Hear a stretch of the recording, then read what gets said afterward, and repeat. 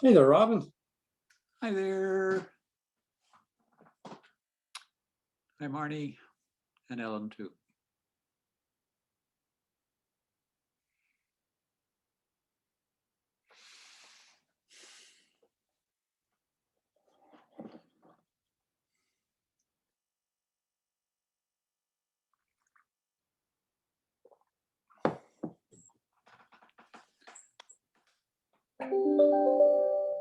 Evening, all. Ed, hi.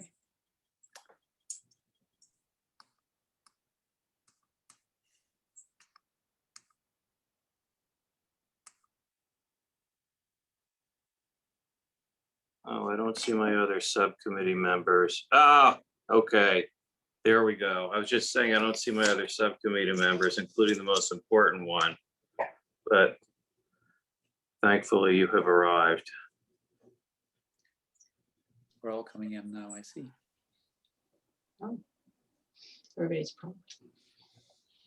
Hey, Susanna.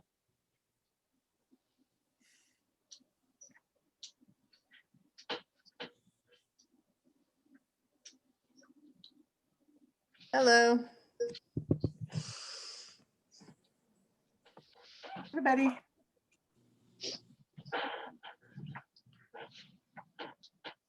Hey, Julie. Hey guys, can you guys hear me? Yep. Oh, good. we Sometimes, can. yeah, I have a wacky computer, so thank you.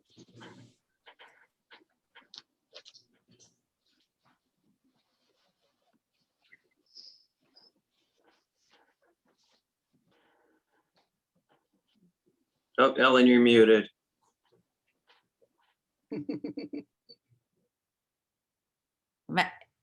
No, Yeah, we hear you now. You're good. right. It's weird because I'm not getting an icon telling me what's going on, so. I can't wait till this Zoom stuff is over with. You don't like living on Zoom? Good luck. Yeah. I don't think it's ever gonna end. I know, I loathe it. I absolutely loathe it. But it's so easy just to Yes. walk to your chair and turn on the computer. You know, that part is easy, but I'm much more comfortable at a table with a bunch of people and talking than I am in this, you know. Yeah. It's a glorious evening Yeah. for town hall too. Come on. Yeah. That probably means you're an extrovert, Ellen. Yeah. I don't, But it is nice for, yeah, I mean, you can meet with people all over the world easily now, right? no, It's like- there's a definite convenience. And I think if I were in any of your shoes, I'd feel better about it. But having to, you know, just sort of move it along and everything is being recorded and you're very conscious of what words you're choosing. Mhm. I find it disconcerting. It spares me, and I'm hoping it will continue to, from having to spend much of my time in rooms full of lawyers. That's a true blessing. That is what happens when you're a lawyer, right? Yeah. Yeah, pretty much. Pretty much. You're funny. Exactly. I'm not What are you sure. waiting for? Who are we missing? I know. Brian, is Brian coming? Gonna be late. Gonna be Yeah. 30 late. And he I said don't see that. Mike. I don't Mike. see Michael. Wait, I thought, I thought, He did send an email. He's coming, wait, obviously. who's? Yeah, I think so. Somebody's connecting here. Okay. Yeah. Mysterious. And Very Jan mysterious. has agreed to switch places with Brian and will be the note taker this evening. Ah, thank Can you, we- Jan. So don't talk too It's much. Jan. Can we ask Cade to put up there? Oh, Kumar. There That's you go. better. Thanks, Kumar.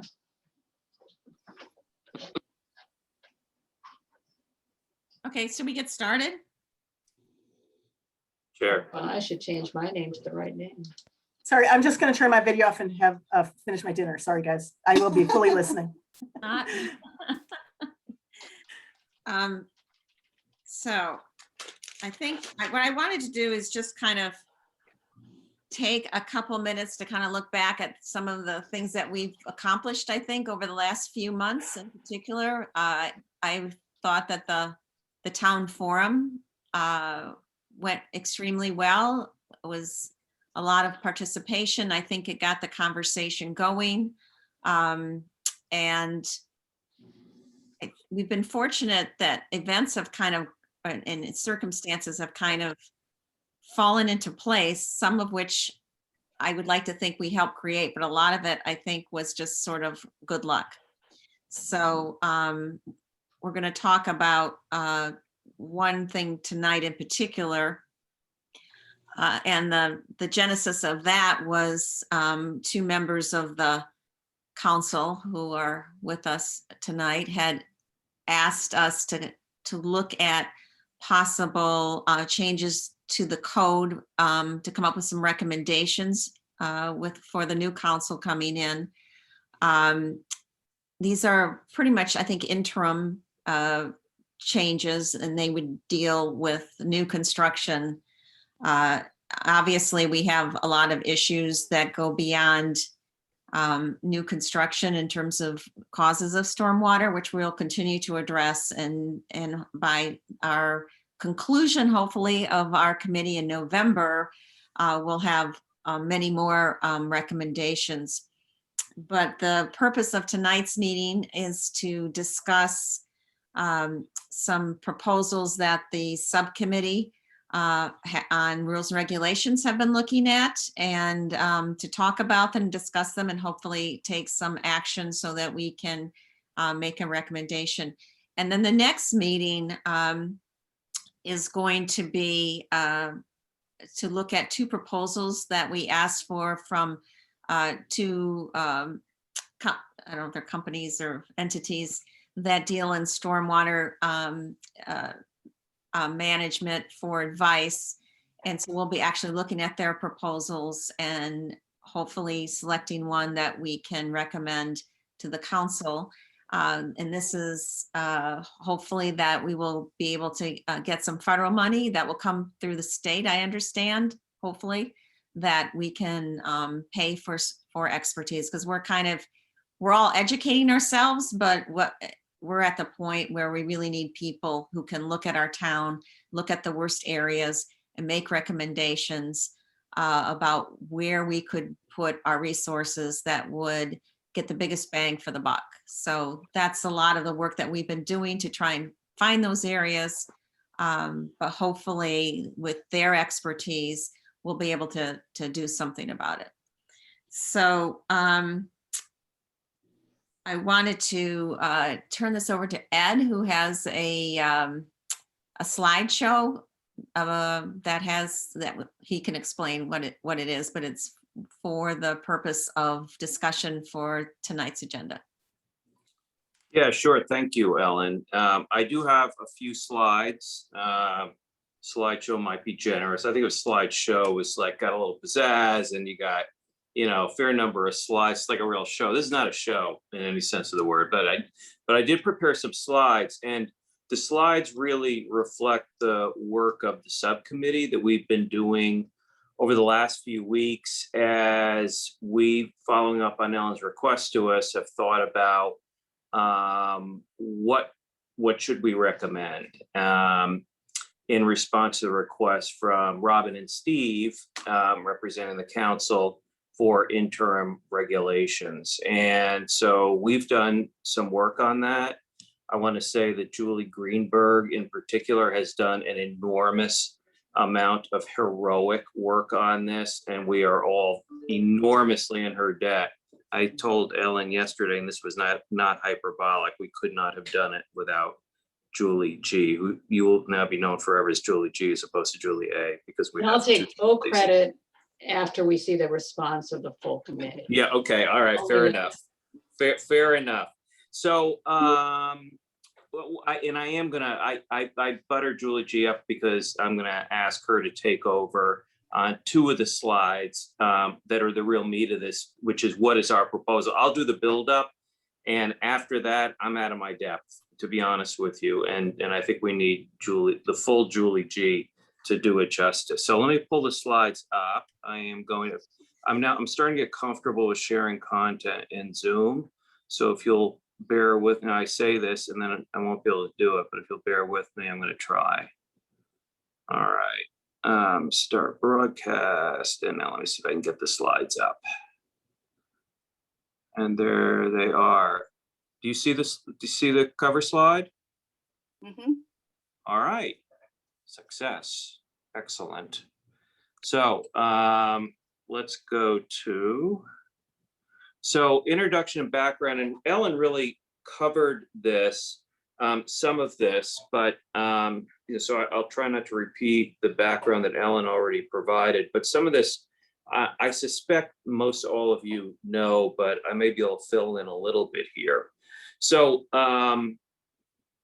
so first, the genesis of this is, you know, comes from several sources. One, Somerset today cannot impose modifications on building applicants, and I really should have added there with respect to stormwater. And you know, I spent a little time today going back and looking a little more closely at some of the provisions of the code, and there is, you know, it's interesting. So, and you know, what I'm going to say, I'm sure Robin and Steve are already fully familiar with, but the code under the section that covers building permits. So first, a building permit is required to do any real construction within Somerset.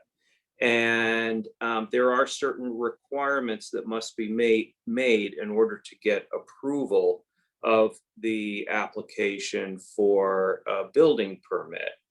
And it's interesting in that the requirements for what must be in the application under project description, this is in section 112-5 sub E2, does say that the application must include a description of the location and size of all facilities which conduct or discharge stormwater, including downspouts and pipes and blah, blah, blah, blah, blah.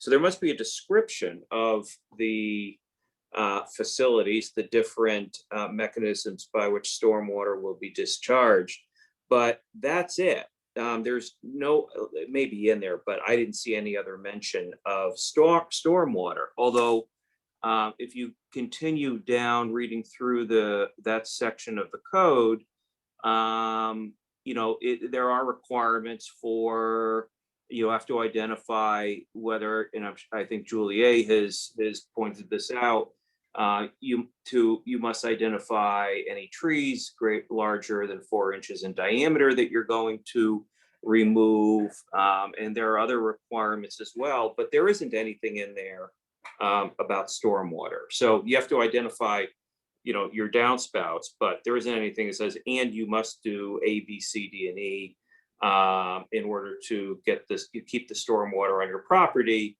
or this is the standard that you need to meet with respect to keeping stormwater on your property. So that's really a major reason that, you know, we're all together working on this committee, but also a big part of the reason that Robin and Steve asked us to consider interim regulations, because where they have found themselves in a situation like now, where we have a number of 5 different potential applications come in, the only thing they can do is try and persuade the applicant to try and do a better job in their design of keeping the stormwater on the property. The other element that's interesting that I did notice, that again, I'm sure others are very familiar with, is as long as you comply with the Montgomery County code provision for addressing building permits, then, and you satisfy the other basic requirements of Somerset, then you get your permit. So as long as you have satisfied the county, including getting a waiver from their erosion/stormwater regulations, then, you know, there's not much that the county can do other than try and, as I indicate here, use moral suasion to try and get the applicant to do a better job. So, and then of course, the other element is the county routinely grants waivers from their own requirements. And then here we are with no leverage in our own code to try and require that the design do a better job at keeping the stormwater on the property. So, so that's why we're here tonight, and why we were asked to put together interim regulations. The reason that we did our job in a hurry was that the council hopes to adopt the interim regulations at the June 7 meeting. And Robin and Steve, I assume that's because that's the earliest you can do it, and hopefully that will give you that you will then be empowered in time to either to act with respect to some of the applications that haven't come in yet, or if and haven't yet been filed with the county. And if there are some that have been filed with the county, at least try and get some leverage with them. So we have a proposal, and let me summarize what the goals of the proposal are, and then I'm going to turn it over to Julie G. So number one, and this is pretty self-evident based on what I've already said, number one goal of what we've put together is to empower the town to require that stormwater from new significant construction projects be stored on the property to the maximum extent possible under county regulations. Two, a major part of what we've attempted to do is not just to give the council a hammer, but to try and establish a process by which the applicants will benefit from clear and early communications with the town as to what the town will require, and hope that they do in working with their builder and architects to satisfy the criteria that we hopefully will adopt here. So, it is intended to be a cooperative process, but backed up by something of a hammer. That is the threat that their application will not be approved. A third goal of what we've put together is to have something pretty simple, cut and dry, clear criteria for the applicant to meet, and that is pretty straightforward. And there are a couple reasons for that. One I identified here, and that is to minimize the administrative burdens. We don't have a big staff. We don't have full-time engineers on duty, or people who can devote themselves full-time to, or even a lot of time to, reviewing these applications. So we wanted something fairly simple and straightforward that can be administered.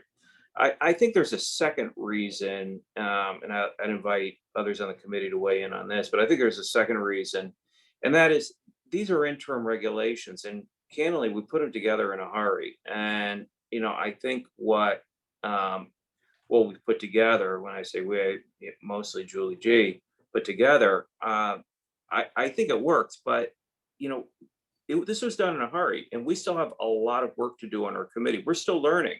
We're still figuring this out. We're still figuring out trying to figure out what is the role of new construction and contributing to our stormwater problems. What are the different regulatory vehicles available to us? What are the right solutions? That's what we're still working on. So this is interim, and the goal was to come up with something that could be administered and enforced, given the limited size of our town, and the town, those who work the council and those who support the council, but also something that we could put together based upon our view, our understanding of these issues, which are still being formed. Number four, and I already touched on this, really is to give the council an opportunity to work with those who've already applied to the county, and try and get them as early as possible to make sure that their designs will be in compliance with what we will hopefully adopt.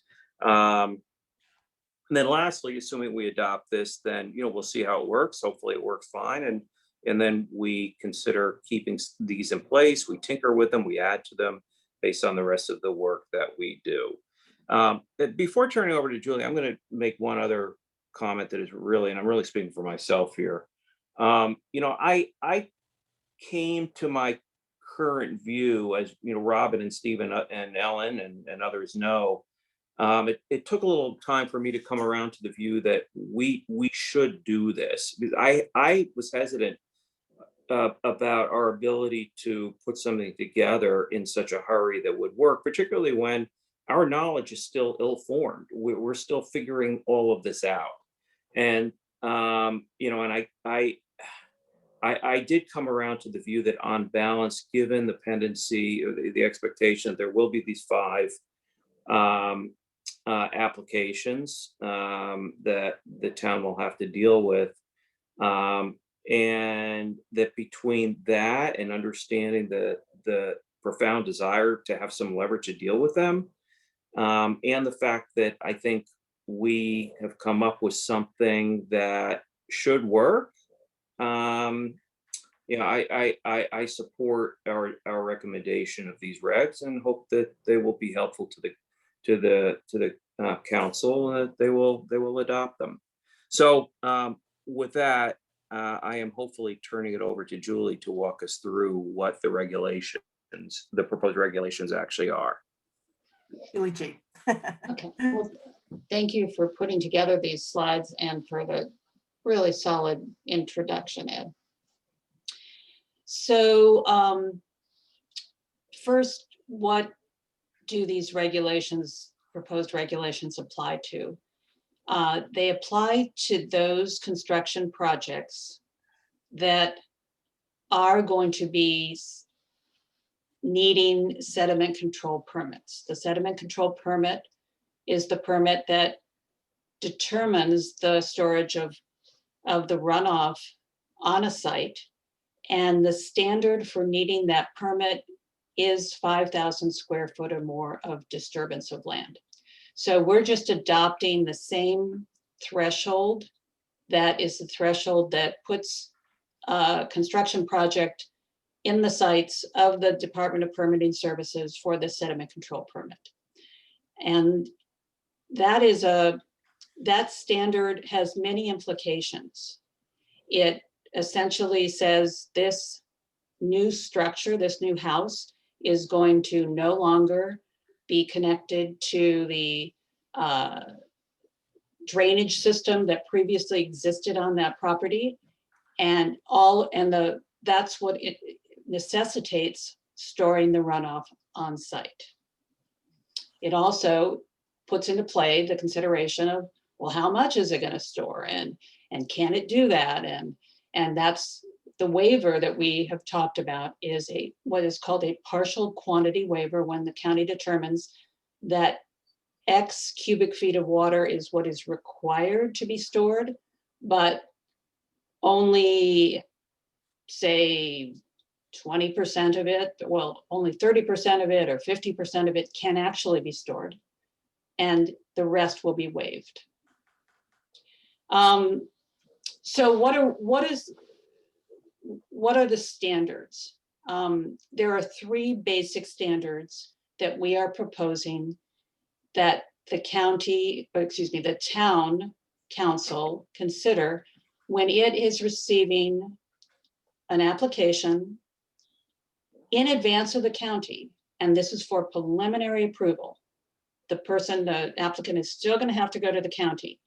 And so there are 3 things that the town will create as conditions. The first relates to the largest source of runoff from residential property, which is rooftop runoff. And we are creating, as Ed said, very cut and dried standards. The cut and dried standard here for how much runoff from a roof has to be contained in either dry wells, rain tanks, cisterns, and or green roofs is the amount that falls in a 1-year rainfall event, 2.6 inches. Now, how did we come up with that? Well, that's essentially what the size is of the dry wells that are currently being used by the county to store the runoff off roofs. So if you look at all of the permits that are issued under a sediment control permit, all of the ESD tables they're called, you will see a column that says, for this part of the roof, they'll call it, you know, part A of the roof. There's X cubic feet of water that must be contained in a dry well. And right in the next column over, there'll be the maximum amount that that dry well can hold. Usually it's a couple cubic feet more. And the calculation for that is this 2.6 inches from, you know, from all the square footage of part A of the roof. So just by definition, this is the maximum amount. We are saying the runoff from the roof must be contained to the maximum extent possible. And the county itself is saying the maximum extent possible is this 2.6 inches in, you know, from this for this square area of each part of the roof. So that's the first part. The second part has to do with driveways. Driveways are probably the second most, the largest contributor to runoff. And we're just essentially going to say that permeable materials would be used for all driveways. And those can be permeable pavers, permeable pavement, gravel, or a 2-lane design of a driveway. There are options, but it can't be an entirely impervious surface. Now, slope may make it, and I don't know, actually, we have a condition that unless slope makes it ineffective, but slope will make it less effective. But I think we're basically going to say, I think the last reading of the, or the last version of the draft, we're basically saying that's driveway should be permeable. Patios and patios surrounding pools, patios for, you know, outside entertainment and dining and all, that's probably the trickiest area, but again, it's not the biggest contributor in most cases. And here we're going to encourage permeable materials. There are options that people might be able to use or might find attractive and suit their needs. If they don't choose to use them, we're going to ask that we're going to require that they install a rain garden at some place. It doesn't need to be adjacent to the patio. It can be in some other part of the property to hold the amount of water that would fall in this 1-year rainfall event. And so those 3 standards should, sort of by looking at the variety of permits that have been issued in Somerset, should yield runoff. The final runoff from this property should be well within or well under the amount that would, well, the amount stored should be, I should put it that way, the amount stored will meet the county's own standard. There should not have to be a waiver. That this basically covers the ballpark. Are there any questions that anybody wants to pose before moving on? I had a question. Sorry, I'm turned off my video, but Mhm. why are we not requiring the patios to also be permeable? Is there some reason?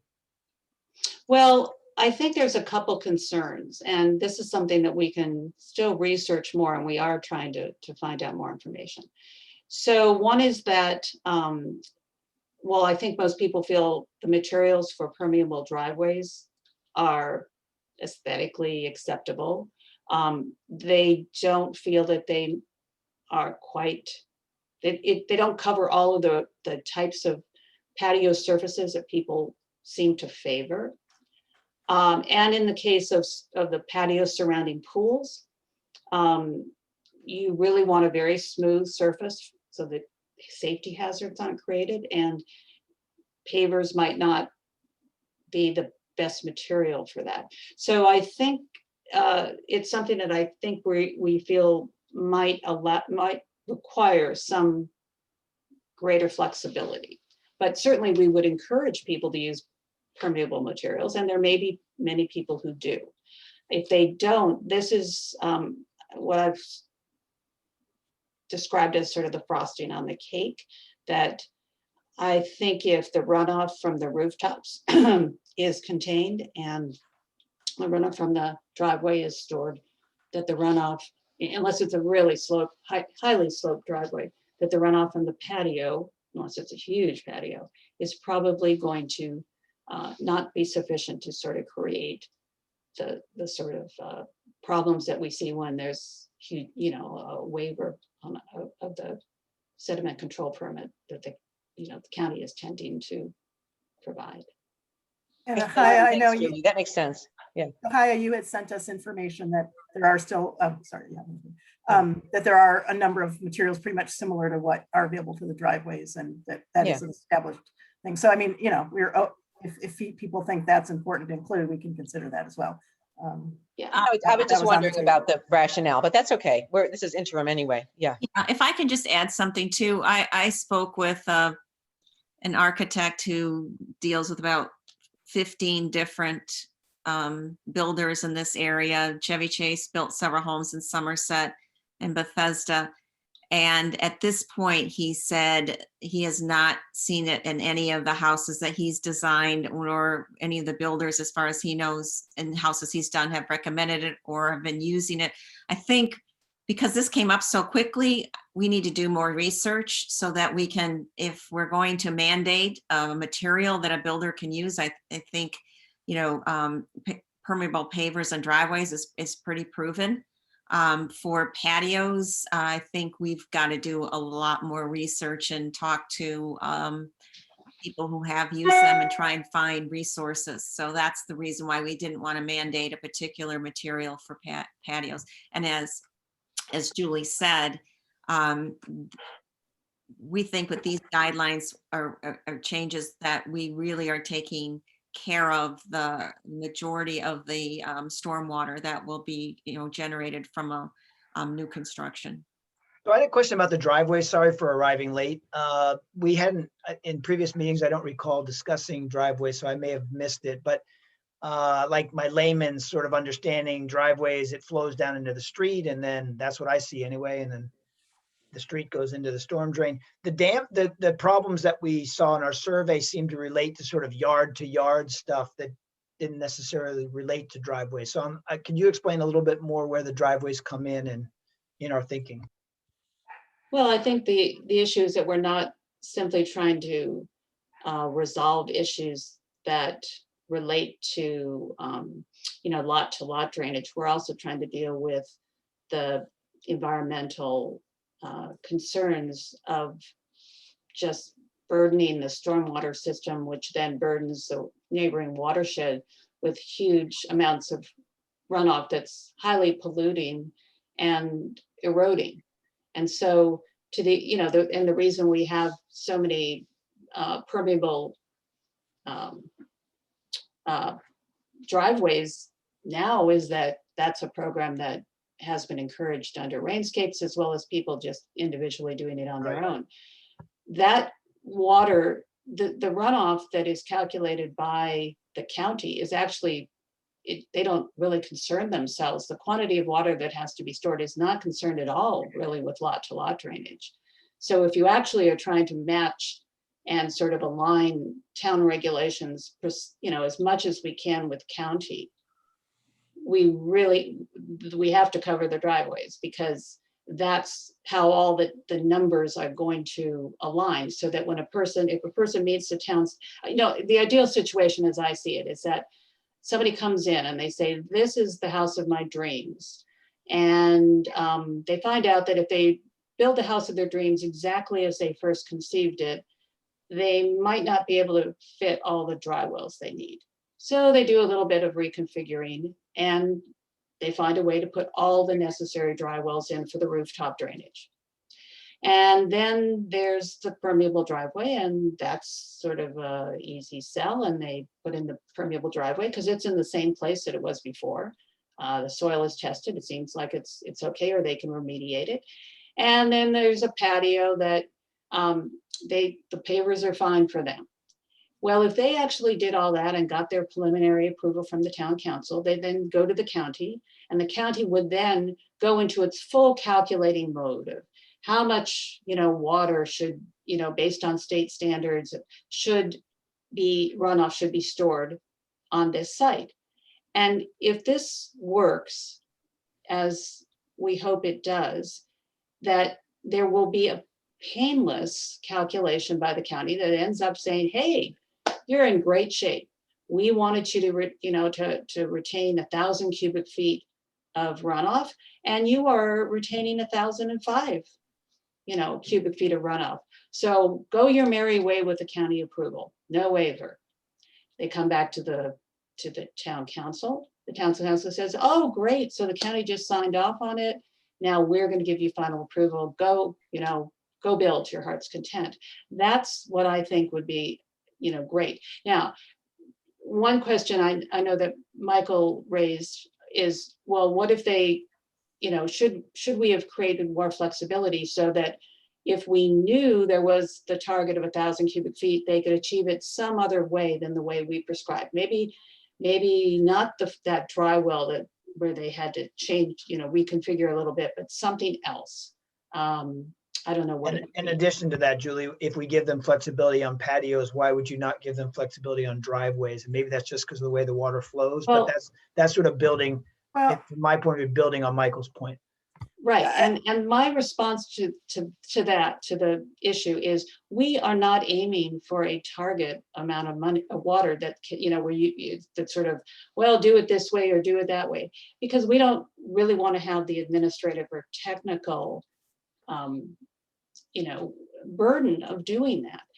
We are doing what we think is in application, what storage to the maximum extent possible, which is what the statute actually says, would yield, and all of these things will produce very nearly this amount of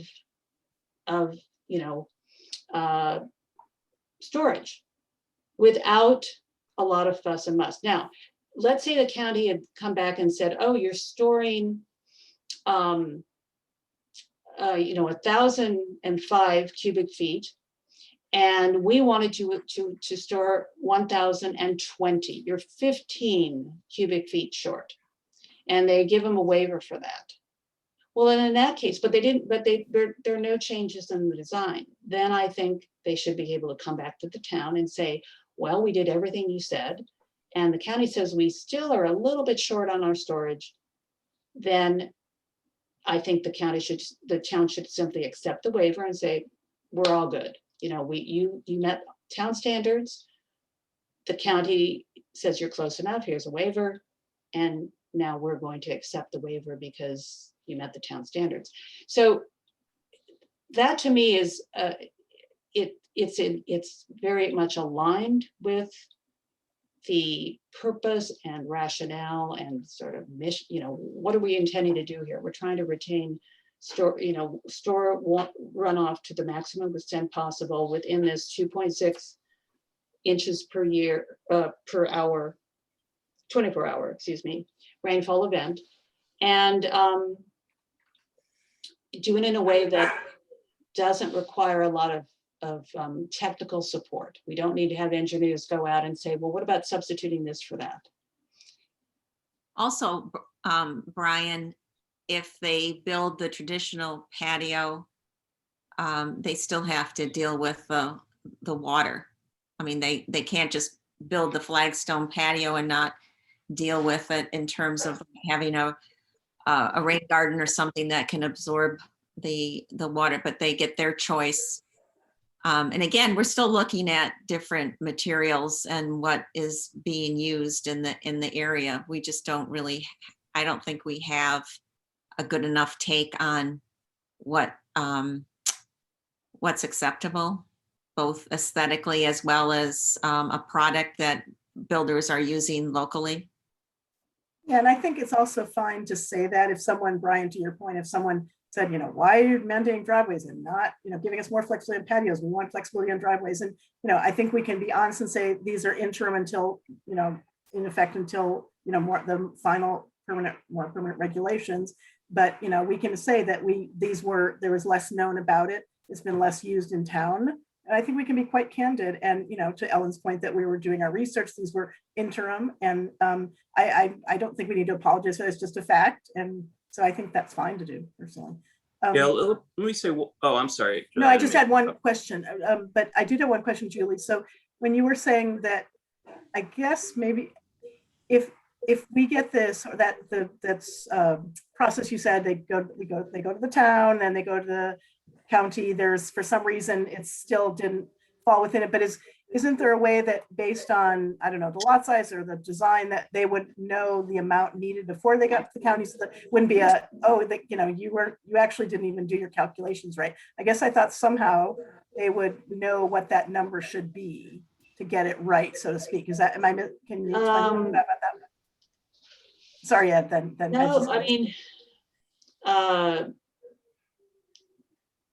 yeah, well, yes, you can calculate it.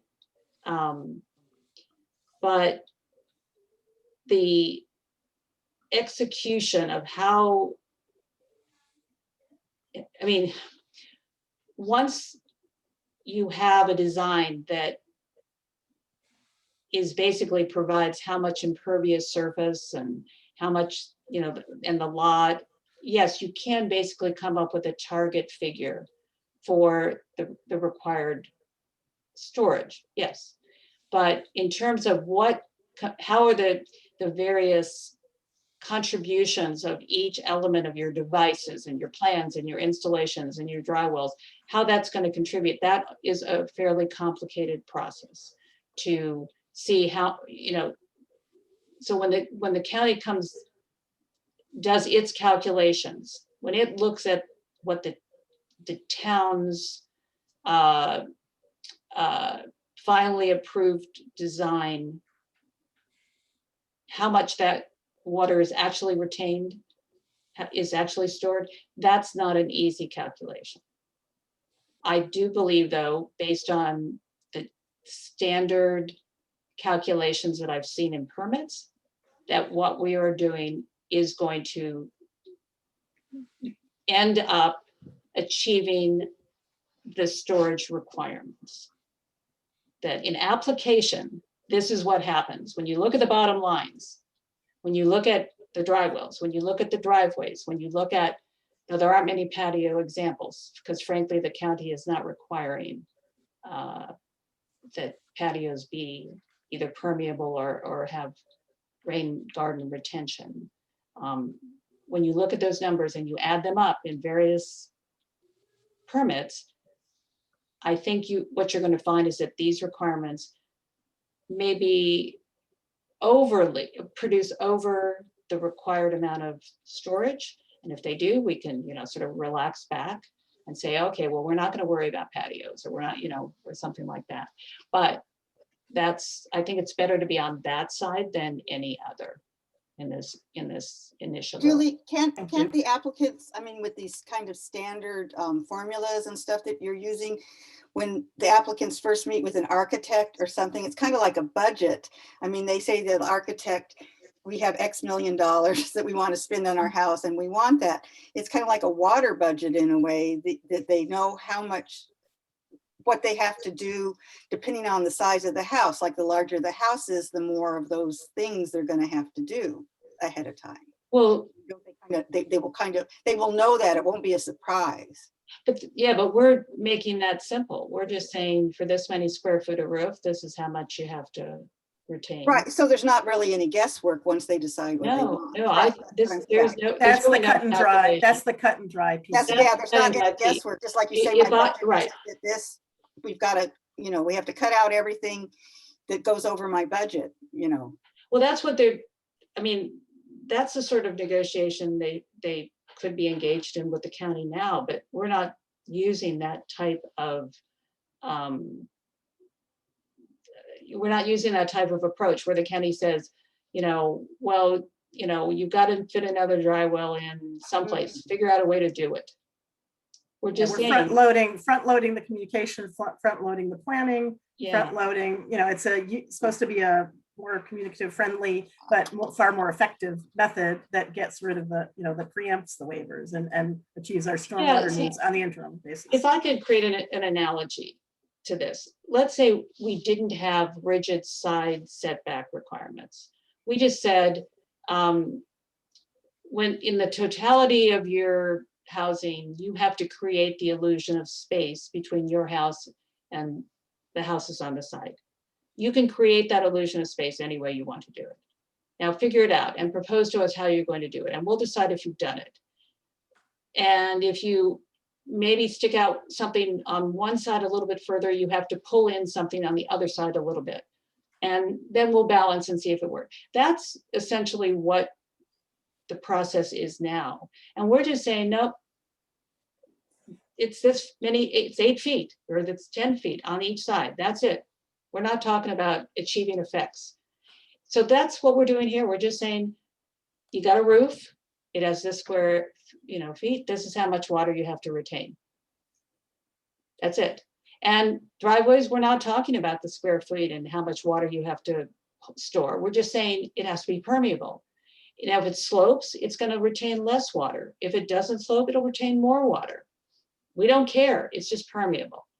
And same with the patio. The patios are always flat.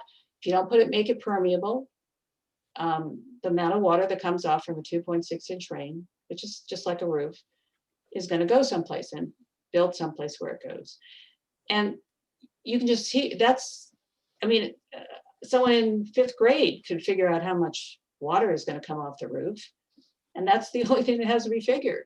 New Somerset Elementary curriculum. What if they weren't planning to replace the driveway? Well, I don't know that I've seen any sediment control permits that don't include driveways that retain the old driveway. Because remember, you have 5,000 square foot of disturbance. This is usually a complete tear down. Now, there are some exceptions. I must say there are a couple sediment control permits in town that were on smaller than tear down basis. And I don't know why, frankly. And if the town did get one of those and they said, well, we were going to retain the driveway, unless it was a huge driveway, I think it would still come in where it would be close to the amount of storage that would be required by the county. And if not, there could be a small waiver. You could just say, well, we had to create a waiver because they weren't going to change the driveway. That was part of the plan to retain it. We might end up with some waivers, but I think we'll end up with waivers for good reason, rather than the feeling that it was only because the county did not actually enforce its own regulations, that there was actually a rationale that was, purposeful and thought out. Ed, you never got your chance, Ed. Yeah, I just want to make one comment. It's really a response to Brian's question, which I thought was a really good one. My preference, I think we as a committee, our preference should be to give applicants maximum flexibility in meeting the standards. That's essentially what Chevy Chase does. The Chevy Chase regulations say, here's the standard you need to meet. You've got this menu of, I think, 7 different ways of doing it. You can use rain garden, you can use permanent materials and dry wells and rain gardens, blah, blah, blah, and you figure it out.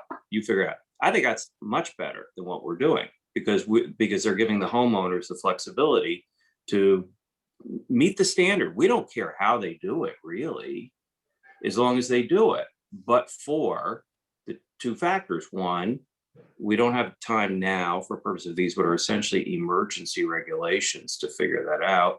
And 2, we don't have the town doesn't have the infrastructure to do that, to be able to review all of it. And as Julie said, these are complicated calculations. I'll take her word for it. I believe it. I have a hard enough time understanding when Julie tries to explain to us how this basically works, that I know it's complicated. So we don't have the infrastructure to do that. I think it would be a hell of a lot better if at the end of our work, we propose something that gives the applicant a lot more flexibility than we're giving them now. I think that should be a goal. I don't know that we can achieve it. We don't have the infrastructure. I have to think there are ways of doing that. They hire the expert, they pay for the expert certifies that. There are ways of doing it. We just can't do it now. I don't know if any of the council members who are on want to have any comment or about what we're talking about, and if you have any thoughts. Thank you very much, Ellen. This is Steve. First off, I just want to emphasize or state just how much I appreciate the work that you and your committee have done. And in this particular effort that is sort of in response to some comments from Robin Barr and myself.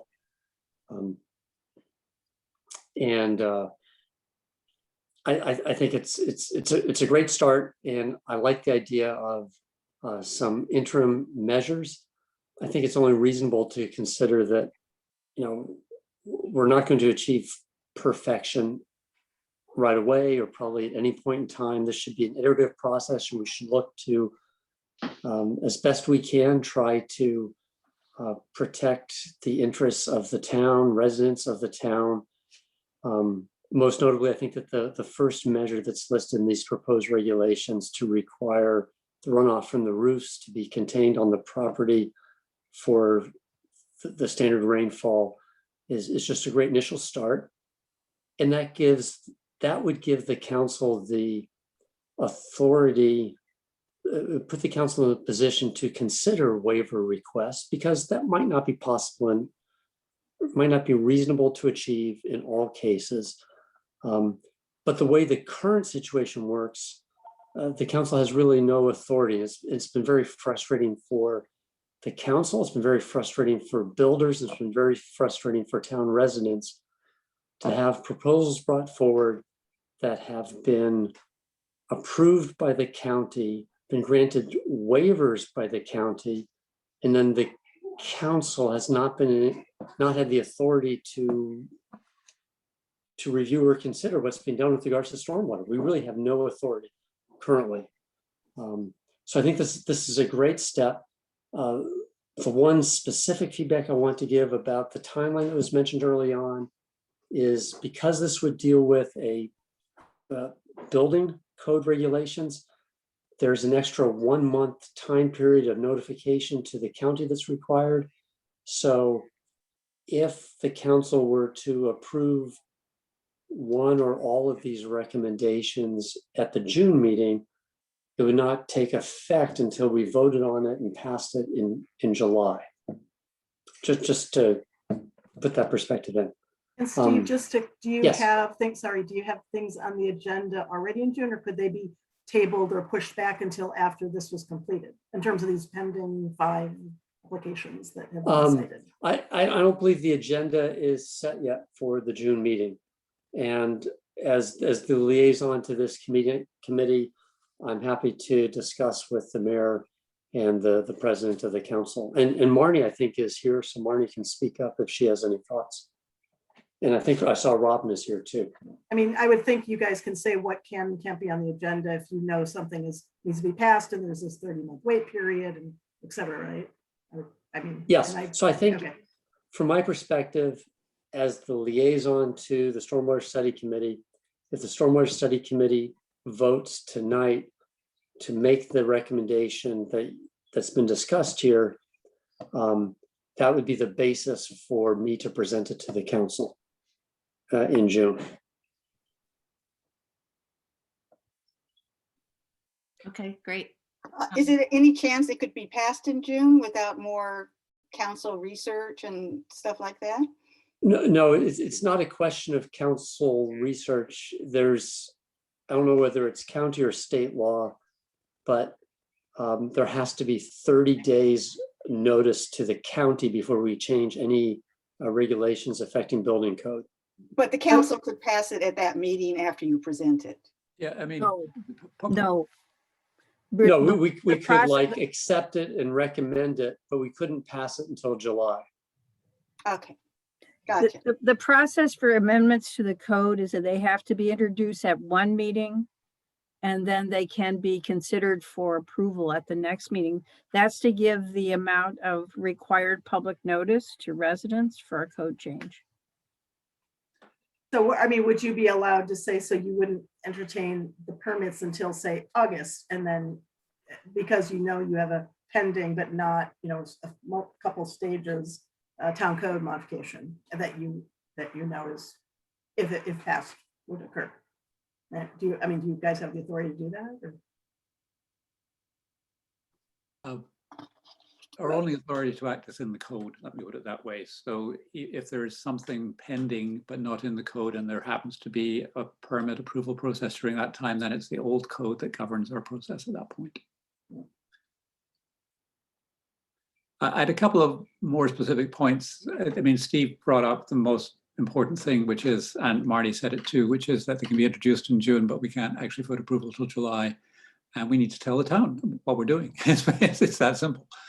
But what I'd highly recommend is on your specific criteria when you list the dry wells, cisterns, etc., use the term such as rather than a limited set. You've created a limited set, and have an open set instead, which is such as, especially with interim regulations. And why I say that is, I think you do at least want to consider trees and existing canopy trees, and whether they have a role in stormwater prevention, runoff prevention, and whether you can build them into the code.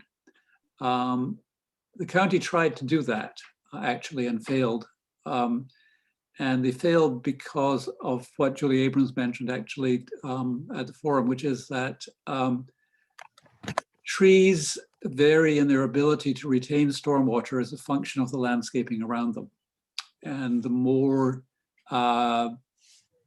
planted landscaping is with, conservation kinds of landscaping, then the more water they retain, the more grass that's around them, the less water they retain. And so the county had trouble then coming up with a standard for trees under those circumstances.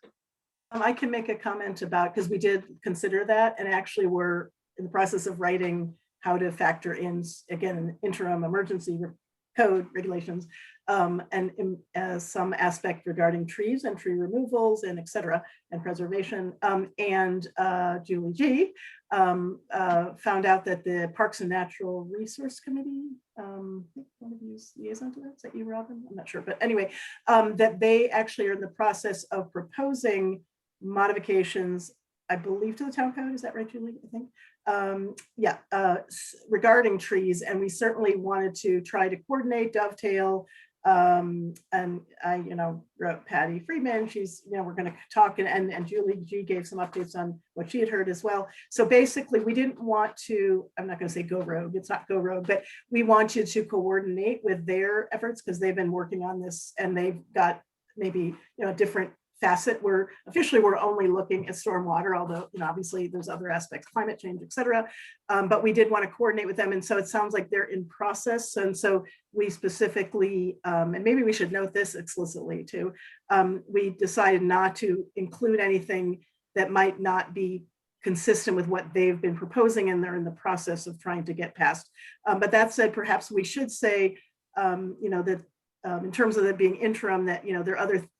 Maybe it's not needed, but that there'll be other things more looked at for what we recommend is the more permanent regulations, which might include trees and canopy.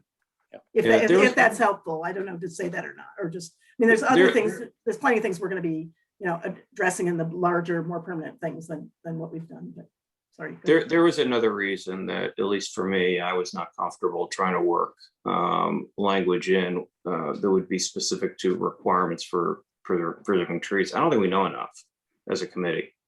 I think we'd be throwing darts, frankly. And, as we say, look, we could probably come up with something. I think it was hard enough to come up with something with respect to construction. I think it works, but we don't really know. It is emergency. As I shared my misgivings up front about doing something on such an emergency basis at all. I just think I just think for us, and maybe I'm not giving us enough credit in what we know, but I think it's a bridge too far to try and hurry through regulations on tree requirements as well. But, but if you come back and tell us we can't do our job without that, then maybe we need to go back to the well. But for me, that's what it would take. But Yeah, I no, didn't I mean, take yeah, I guess we need to. I didn't Sorry, take Julie? Robin's suggestion to mean that we need to get into trees. He just wants to open up the possibility of other storage mechanisms by being more open-ended in the way we state that first standard. What such as. I thought that was the first. I thought there were two comments. That comment makes perfect sense to me. The second comment about trying to do something about trees is what I was addressing. But No, unless I misunderstood your comment. Right. The first comment is general, put in such as, so because Yeah. there are other things that could possibly go in there. right. Trees is one of those other things, but there are complications with trees that you need to sort out if you're going to do trees. Yeah. I mean, the thing with think we got trees, yeah, I mean, I guess the other thing with trees is, and anyone please correct me if I'm wrong, but to the point that we're trying to be as cut and dried as possible, that trees are more complex and not homogeneous in any way. And so again, we're not, we know we don't have the bandwidth, the expertise, the time, to be burdening, the town staff, town council with those kind of judgment calls. And so to open up that door when we don't really have the capacity to properly consider it doesn't seem like something we necessarily want to do. Well, I don't think we're going to list trees. We're going to say such as, meaning that if trees became a more established mechanism, they could be included in the town consideration. Right. But who's going to be interpreting that? Who's the burden of proof for interpreting that? I don't know. That's up to the applicant to come up with something that says, I am storing this much rooftop runoff in four dry wells, 1 cistern, and this wonderful tree that's going to store X number of gallons. That's up to the applicant. I'm sorry, I misunderstood your comment, Robin, which Julie G obviously understood. Yeah, if we're not talking about including trees among the various mechanisms that they can adopt to meet the standard, by all means. And then one other thing. Oh, go ahead. Sorry. No, never mind. I was gonna make a joking comment about how I missed the boat, but never mind. We love those water jokes. There you go. Yeah. And we can have more time to discuss, but so Julie, do you have a recommendation that you want to? I think, did you finish your part? Yeah, Robin might, I think might have some other, and then we can go to that, yeah. I think there's one more slide. Hold on. All right, let me get that back now. And Robin, was that your only comment or did you have something else? I'll reserve other comments, so we'll spend enough time on trees. For One other comment. Marnie, yeah. Marnie, Which is, I don't know how the new council will operate, but ordinarily something that's a substantive code change would first go to a council work session, and language would be drafted by either the people who are interested in the issue, or they would ask our town attorney to draft language so that when it is introduced, there's actual language, code language, that would be the code language that would be presented. So I don't know how this new council will operate, but you will have, 3 new council members to kind of bring along on this issue. good point. I hadn't really thought through the practicality of that. So really question for Marnie and Robin and Steve, will it be feasible for you to take the concept, assuming that we all bless it tonight, and convert it to regulations that you would endorse on June 7? Is there time for that? There is a work session on June 1st. And so there is a possibility, although it's a race, I will say, to get it for June 7th. Yeah, I would think. Okay.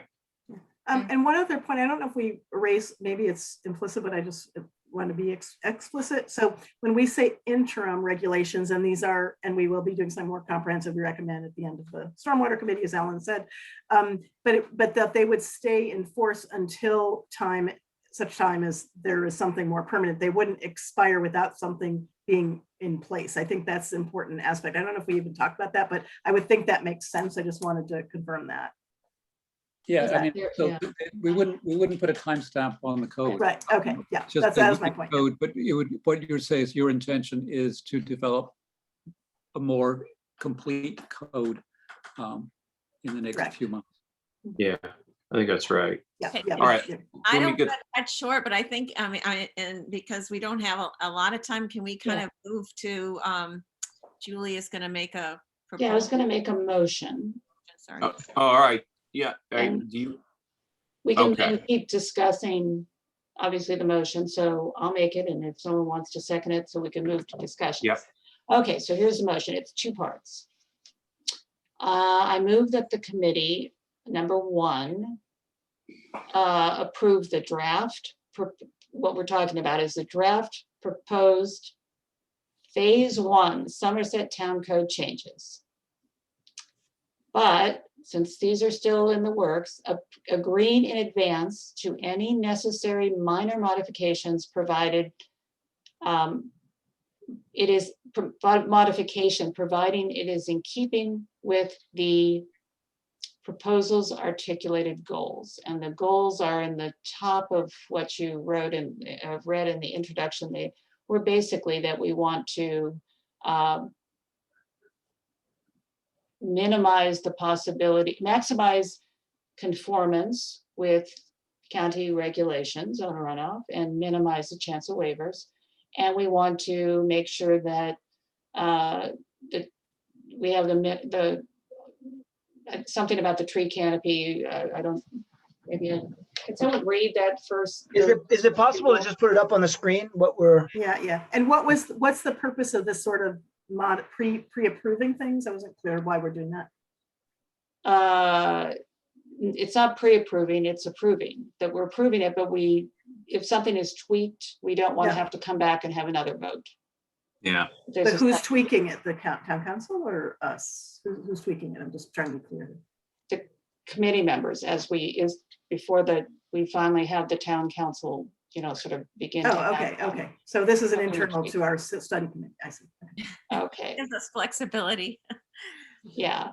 And so that's the first part, so that we approve it, but we sort of agreed that if the modifications are in keeping. Yeah, if you can put it on the screen, it'd be really helpful, actually. yeah, if somebody else, I'm Yeah, it's just I'm hard looking to- for, yeah. Did we, I did we can- write this I can up? put I it don't up. remember. Do we have this somewhere? Can you put it up there? I'll put it up. Okay, Maybe I have to, I'll have to pull it up.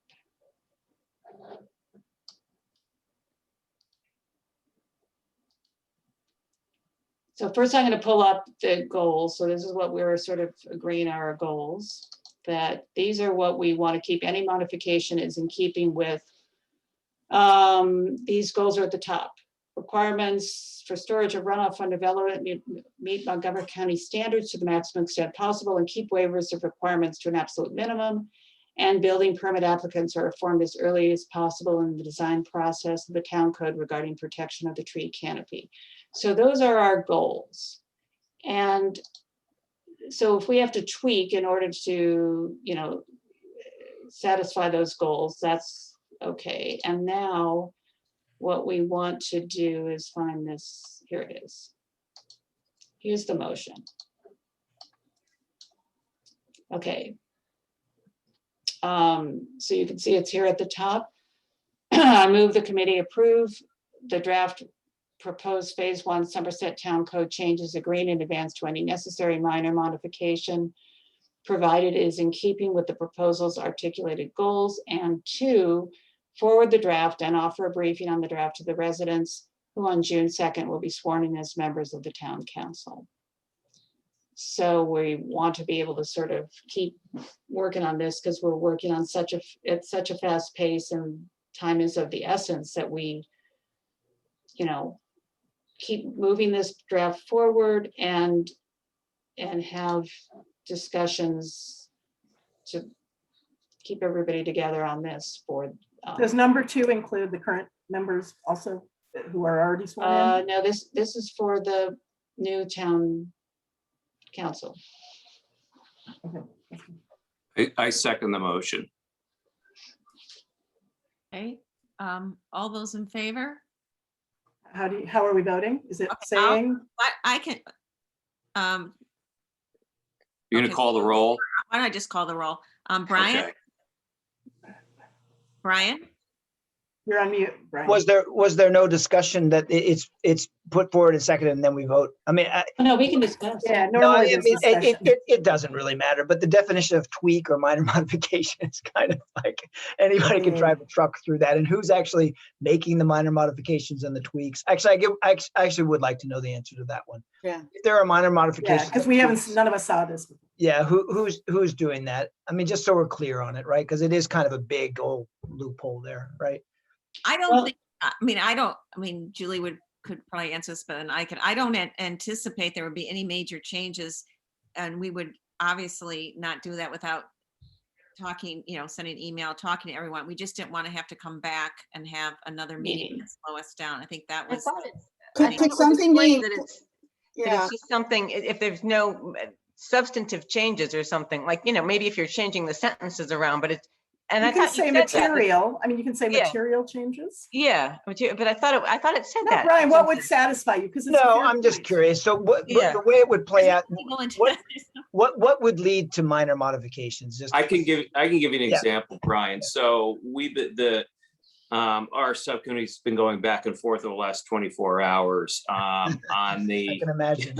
yeah, on So the fun. patio issue. This has been a fluid situation, as they say. And so, the language in there currently about patios says you should use permeable materials, but if it's not feasible to use them, and I'm not sure feasible is the right word, because someone may just hate it. Maybe I don't like the way it looks. My architect says he's going to quit if you use this because it looks god awful. So we'll put in 100 rain gardens. I don't know if that's feasibility. So we've been going back and forth, and we'll probably change that word. That's the kind of thing that we're talking about. Yeah, Okay. and there would be no changes without the committee seeing the proposed language. It's just a formality so that we don't have to have another official meeting. Okay, so then we would Yeah. sort of like by email say, sure, okay. fine, go Yeah, ahead. Right, Yeah, yeah. everything, I think we can definitely say, well, just, everything could be broadcast Yes, I think, by yeah. I get through it. email. We can democratize our process. Yeah, amongst our I committees. would like that something just gets recognized or put in there that we, as the committee members, see the final thing that's going to be submitted to the council Before it's submitted. That's before it very goes fair. out. Whether, Yeah, I mean, basically, we're That assuming. is very there won't be fair, any yeah. Material changes. I But the think way you'll it took see the everything, past every several- step along the way. And I think then there should be a juncture where we say, this is what we're about to send. Just so to the you com- understand, Okay. Yeah. There's no reason to think anything's going on here other than the fact that we are just trying to avoid another meeting to, No, I agree with that, but just the fact that we just got it tonight and saw it, and then one of the things I could see coming up, and maybe this is just looking for problems, but when the word gets out and there's people that are getting ready to submit building permits and stuff, all of a sudden it becomes a show, and there's all Yeah. kinds of controversy. I mean, I just can see something in this happening like that, perhaps. And I just would like to know what the committee is exactly approving right at the moment it Yeah, goes in. I think that's very reasonable. I mean, what if we have the distribution, and right now it's been amongst our subcommittee, everyone can see it and you might just be passively reading it. And then at some point, when we say this is the final version, that will be sent to the current and incoming town council and give you guys, I don't know, half a day or whatever, just to say, we just want to make sure, if there's any issue, tell us within this time frame, otherwise we'll send it. And yeah, it's not, I think that's very fair because, you're basically de facto endorsing it, what you officially did, but you want to know what you're in the end result endorsing. I think that's quite reasonable. So Well- could we do that, something like that, guys? That work? I think everybody now has a link to the actual document, and that will stay there, and that will be what you'll be referred to every time we make a change. And maybe we just highlight the change and say, there has been a change in the language, go refer to the document to check it. And when the document is complete, that will be a final, email, how about, with a big subject line saying, this is now finalized. Please go check, and maybe we will take a formal, everybody signs off and says they saw it. So Yeah, there may not be any changes at all. We were just trying Yeah, to. no, but No, we I- should plan for I it now, understand that. I especially think- with the holiday and stuff coming up. Yeah, no, I'm More of perfectly willing with something like that. I just would like some kind of, let us know what's changed being built into the process. Yeah. No, I think well, that we will do. be what is highlighted. It's always. Okay, no, So no, I we just, should do so you can track send out an changes. email telling us to go look at the change. Right. Yeah, you need to get a signal that there's something to look at. You check Yeah. it out, see if there's any issue, and then we'll all have a final. Yeah. Right. No, I think And- it's good if and- everyone and has to to Jan's sign off. point, on it. To one of Jan's other points, I guess we could all construct our own talking points out of this, and I don't personally expect a lot of questions, but others might get questions. If we just had a couple talking points that we knew how to respond to any resident who might get word of Briefing something book. that's in the works, right? It can be very, very short, right? But it would be good if we were all sort of talking from the same talking points. That's probably something Ellen is can just nail in 5 minutes. I'm sure. I mean, I think Ed's PowerPoint could be a starting point and boil it down even more. or something. Yeah. Yeah. I mean, And so then you were asking me to vote. My other comment is just thanks for your response to my question, Ed, about having flexibility as a goal.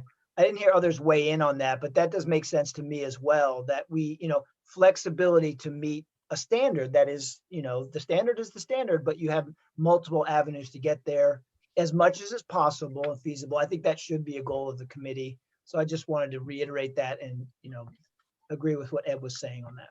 Great, okay. So, we have a time frame by which we need to. Oh, make that the was my final- I need one of those. Yeah. Right. So if there's a date by which we need to finish it, give everyone time to sign, say, yes, I Well, approve, and then when it needs to get to town council folks. if there is going to be this, if this is on the agenda on the June 1st, It's Tuesday. work I can't. session. Question if you're not finished tonight. Steve can have his own sense on that. But Robin, you're sort of breaking up a bit. Wait, we didn't hear you. Yes. Can you repeat, please? I can't see it making the June 1st work session if you still have to approve it after tonight. We're just a week away from that now. And the holiday is coming up. So council members have to be able to read it before the June 1st work session, is the point.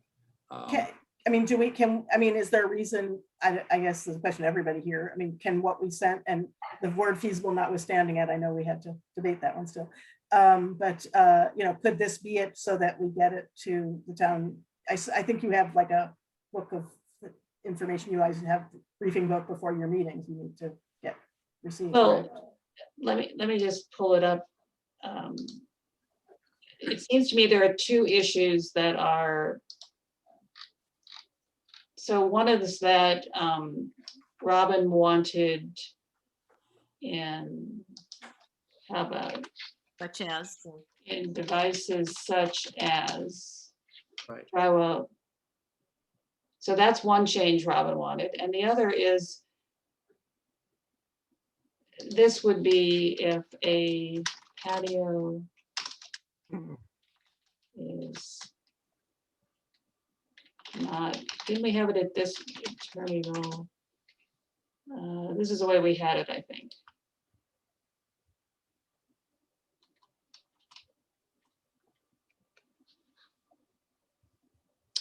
Those are the, Ed, is that the way the third one should read? Is that the way it read before? Yeah, I think that's Was it- right. Was it should Yeah. or should or must? I don't know what we did. I can't remember. I mean, it should mean you have to, or you kind of we'd like you to. Ed, you're the lawyer. That's a fair question.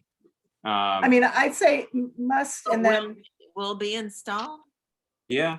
Yeah, Oh, I mean, we're not making the legal, I mean, I think we're conveying that this is the requirement and the legalese can come later. Yeah. Will be installed, okay. yeah. Okay, I mean, as I said, I don't think we anticipated any changes, any Yeah. changes. It was just if we wanted perfection, didn't want to have to come Okay. back, but Right. I'm fine with approving it as is and, and going with it with minor wording changes. I mean, that's fine. I guess I'm always thinking of the worst case scenario. Yeah, I think, so the word feasible ed is gone now, correct? With that got Right, preempted by yes, other texts. Okay, perfect. that's Yeah. changed. Perfect. Okay, Okay, problem solved. so going back to the, Yeah, since we're skipping through this, if I could just make the point that here are basic, the basic talking points are sort of buried in here and so I think between the slides and what's in here, we could pull out 5 talking points for everybody pretty quickly. Yeah. Yeah, I agree. It's pretty much there. Yeah, I think it's a good idea. I think Yeah, we have to particularly the get ahead slides, of we have to get the messaging straight. So And who's playing point on messaging? Is that you, Ellen? Or- I'm sorry, so we're going back to the motion and yeah, well, the motion now is that adopt I as move we approve this proposal for phase 1 code changes. And I think the second part is that we also then offered, we'd like to have a briefing, but I don't know if it has to be in a motion. Yeah, I I don't think we think that needs just to be have the the motion as just. Probably not. Yeah, we're approving this language to submit it to the town council for presentation at their June 1st meeting, right? For the work session, Their work session. Okay, Yes. their work session in preparation for the June 1st meeting. June At- 7th. Yeah, June, wait, when is your next? I thought it was the 1st, sorry. That's, work session. oh, sorry, go ahead, Robin. Oh, the work session is the 1st. Okay. The work session's June 1, the council. I see, got it, okay. And so do we want to say for presentation at the June 7th meeting? Well, Yeah. that's, Well, yeah, Just to say you're submitting it to the council. yeah. Steve and I will know it. Your pending Okay. it for presentation, June. right? Perfect, okay. Okay, that's it. That's a motion. Okay, Okay. And is there a second? second. Okay, is that Julie who seconded? Okay. Yeah, Julie Abrams. All right, so I'm gonna call the names. Well, I got you all right here. Okay. So Julie Greenberg, Yes, aye. Jan Kaufman, Yes. Brian, Ed Schwartz, Aye. Brian Smith. I want to do my best John McCain there. Yeah. Okay. Kaya, Yes. I sorry, like John McCain. I'm gonna have to get one of those. Michael Rourke, Yes, please. Julie Abrams, second. That doesn't mean I approve. I still have to vote. That's Robert's rules, right? I approve. Susanna? Oh, she's giving a thumbs up. Okay, Ellen is giving a thumbs up. Did I get get everybody? I do believe I did. Okay, so the motion passes. So we will forward to the council for their consideration. Yay. Yay. So looking forward, I think I was trying to see kind of the 3 areas that we want to work on between now and November. One is clearly rules and regulations. I really want to thank the subcommittee for all of their, coming up with ideas, and in particular Julie, who really carried this. And want to acknowledge her. Julie G, just to be clear. Not just her expertise, but her ability to explain and to work with everybody, because she's a really valuable asset, as is everybody else on the committee and the subcommittee, but I just want to acknowledge that. But as we move forward, because, new construction is a very small part, or a part of our issues. We have a lot of other areas that we want to look at. And rules and regulations would, changes to the code would deal with that. I do want to do more in depth on what's going on in the town of Chevy Chase. I know that I looked up today because I didn't even know how big they were. They're 7 times bigger than we are, but I think they do have flexibility. They make it the the homeowner's responsibility to kind of figure it out. And it might be a way that we want to go. And I think the only way we're going to know if that's a way to go long-term is to do some really good due diligence and some research and get in there and talk to people and see how it's working, and see if there's anything that we can take on. And I think one of the council members had mentioned too about the possibility of like, I think they have a advisory council or something who helps look at different applications. I think, I'm not positive about that. Maybe Robin or Steve could address it, but maybe look at that is if there's a way that, since we're very limited in staff in the town, if we might be able to have a citizens committee that could help look at applications and maybe talk to the builders or homeowners or whatever. I don't really know, but I'd like to see what's happening at the town of Chevy Chase. Yeah, the town of Chevy Chase has a waivers committee. I think that's probably what you're. Waivers committee, that was, So we'd like to attend, yeah, crash citizens the of- meeting. Yeah. And Ed, you did a annotation of their code, if I'm not mistaken, is that correct? I did. I prepared a summary of it that I'm happy to circulate, kind of a Reader's Digest version of what Chevy Chase has in place. So I'll circulate that to the committee, But that's not the field trip.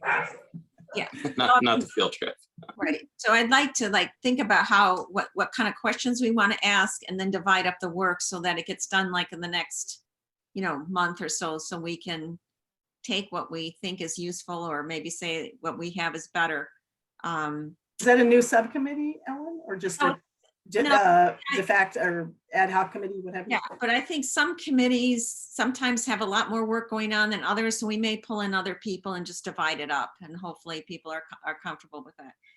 The other area is sort of to continue with this sort of idea of a resources guide, as well as having, a day, maybe like in September, where members of the community can go and look at driveways with permeable pavers, can look at rain gardens and different things that they might, and then have some experts around who can talk about cost or whatever, so that they have more information and can see, like, as I said, I was talking to this architect and he was talking about, he keeps trying to sell these to some of his clients, and they say, oh, we hear they're really ugly and they collect bugs.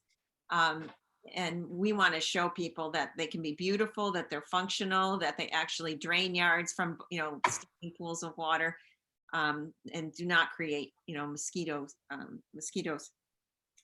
So I want to come up with sort of maybe a 6-week plan for pulling together those resources and maybe dividing up among other people in the committee who haven't been as busy to help with that. And then the final thing is our next meeting is going to be to look at hopefully 2 proposals that we put out to 2 organizations that specialize in stormwater runoff. So we will, in the coming months or so, hopefully we'll make that decision at our June 8th meeting, or June 9th, I can't remember. And then we'll be working hopefully to give them some guidance if in fact the council chooses to I guess technically we can't hire them. I guess they have to hire them. So that's the other area we want to focus on.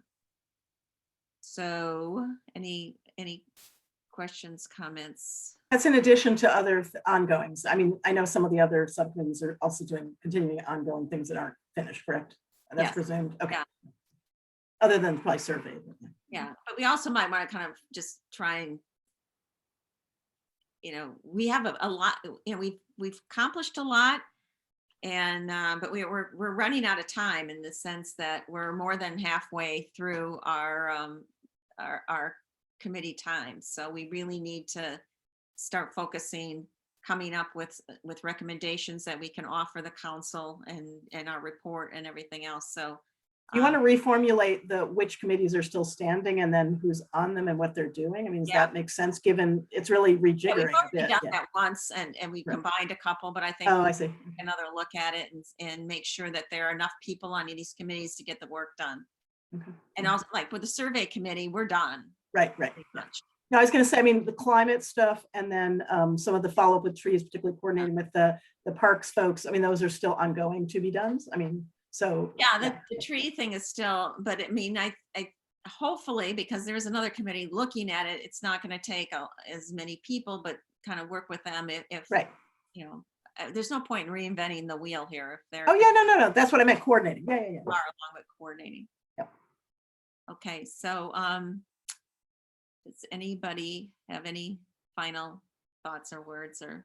I can't remember what subcommittee we were, but four of us met today. And Michael, I thought you had some really a good point about kind of, I guess we're the expertise or whatever committee we're talking about, bringing the neighborhood, kind of having some regular ways of letting the neighborhood know what we're doing. Do you want to expand on that a little? I think as Ellen was just saying, I think we want to make it seem inevitable where we end up in October, based on the evidence, based on the survey, based on the discussions, based on the sharing of information. So, you know, the sooner and the more consistently we can get information out in town journals or in other places, I think it won't be a surprise to what the committee recommends. Yeah, and along that line, Julie wrote an article for this month's town journal. Was this month's town journal? Was it? Yeah, for the May town journal, right? Not June, I think it was May. And so we will be using the town journal and the town blast to kind of let people know what we're doing. And hopefully if we can I really would like to put this kind of demonstration project thing together.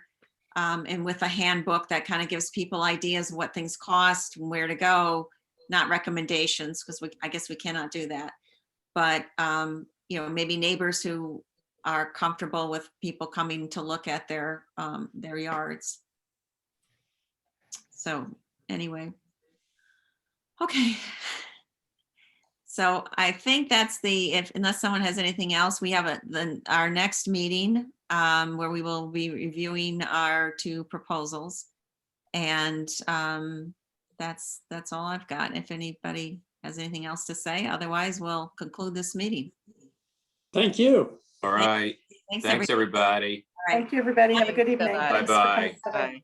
Thanks. Bye. Bye-bye.